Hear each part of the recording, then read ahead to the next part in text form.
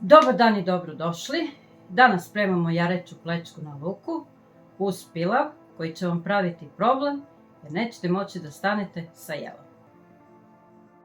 Treba nam 5 čenova belog luka, 1,5 kg jaretine, litar jogurta, biber po ukusu, 1 kašičica dimljene aleve paprike, 1 kašičica majčine dušice, sok od pola limuna i 2 kašičice soli. Pomešat ćemo majčinu dušicu, biber, so i alevu dimljenu papriku.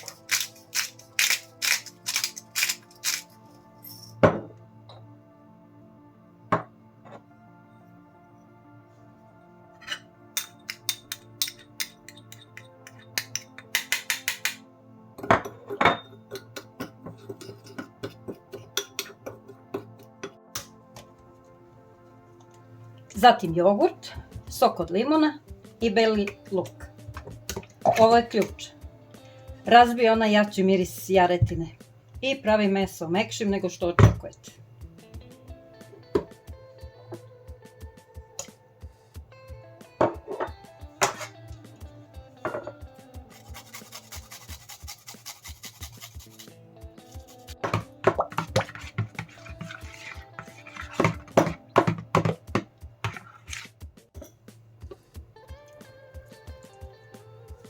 Krećemo od mesa.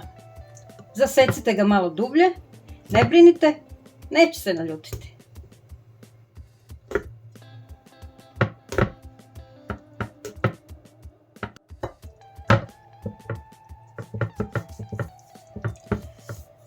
Prvo ide mešavina začina, so, biber, dimljena paprika i majčina dušica.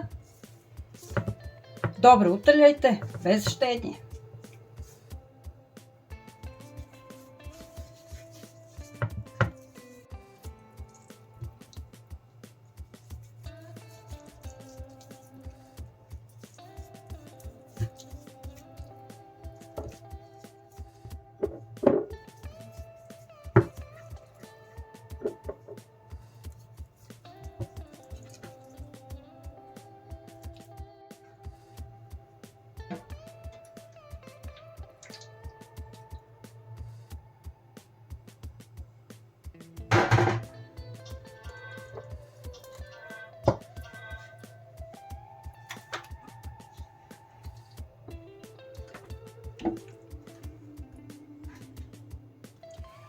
Prelijte sve lepo i ostavite da odmara preko noći u frižideru i meso zaslužuje spa tretman. Treba nam 3 glavice crnog luka, malo veće, ulje, 150 ml supe i so. I uključujemo rernu na 180 stepeni. Sečemo luk na kolutave debljine 1 cm.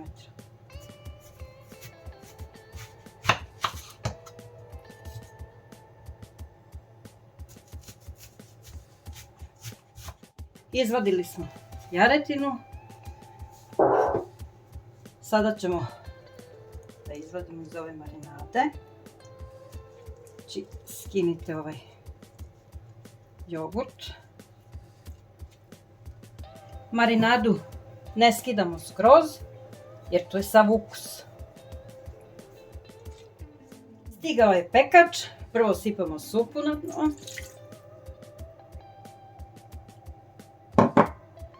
Stavljamo luk. Luk je krupan, nije sitan, ne pravimo salatu. Sada ćemo ga posoliti.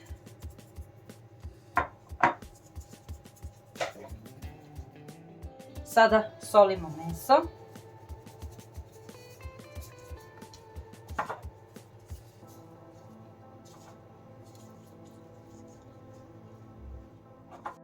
Dodajte i malo ulja, jer niko ne voli suvu jaretinu.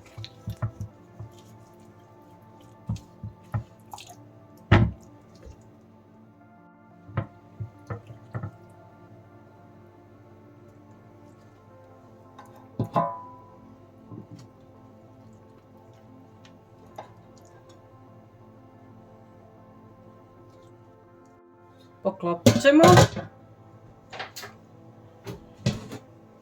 Sve ide u rernu. I pečemo oko 3 sata.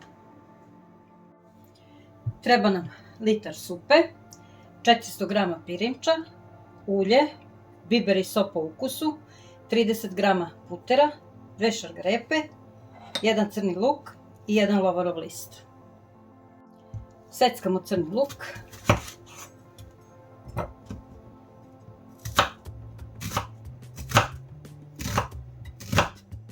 Uključujemo srednju temperaturu, sipamo ulje. Kad se zagreje, vidjet ćete dalje.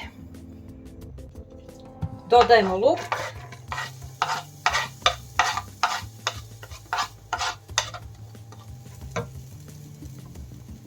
Izrendat ćemo šargarepu. Pržimo dok luk ne omekša, a i šargarepu. Dodajemo pirinač koji smo prethodno oprali i pržimo još 2-3 minuta. Dodajemo so.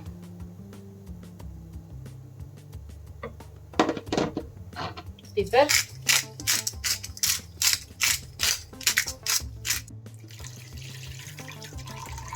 Nalijte supom, ne vodom. Voda je za čaj.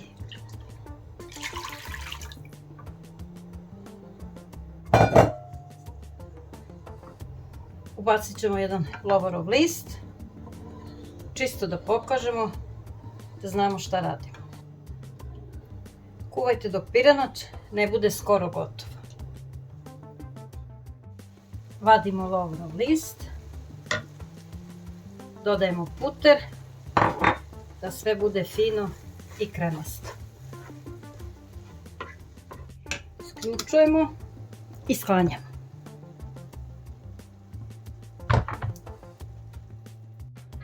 Vadimo meso.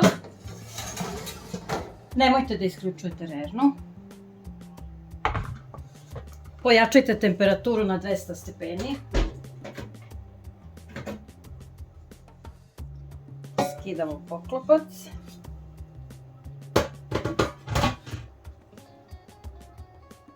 Izvadit ćemo meso.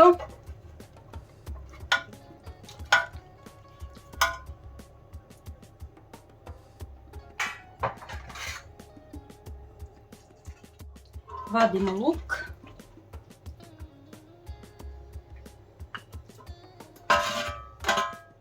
Odvojit ćemo nekoliko kašika safta.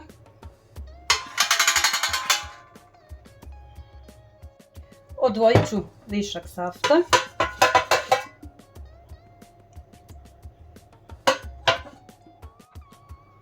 Pirinač ubacujemo unutra.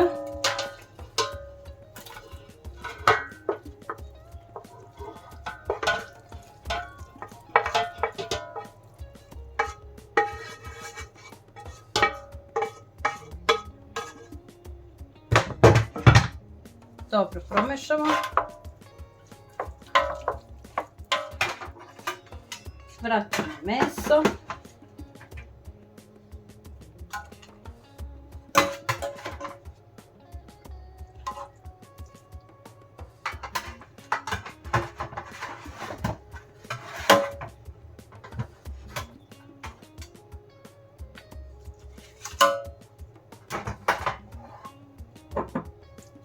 Prelivamo saftom.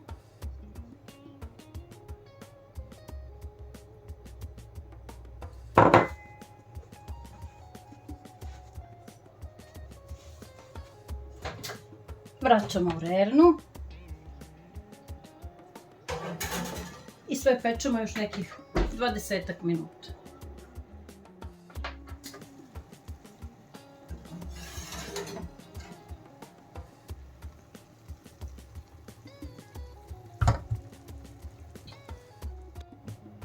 Na samom kraju, dok još sve šušti i miriše, ide jedan mali završni potez, sveže, zeleno, živo.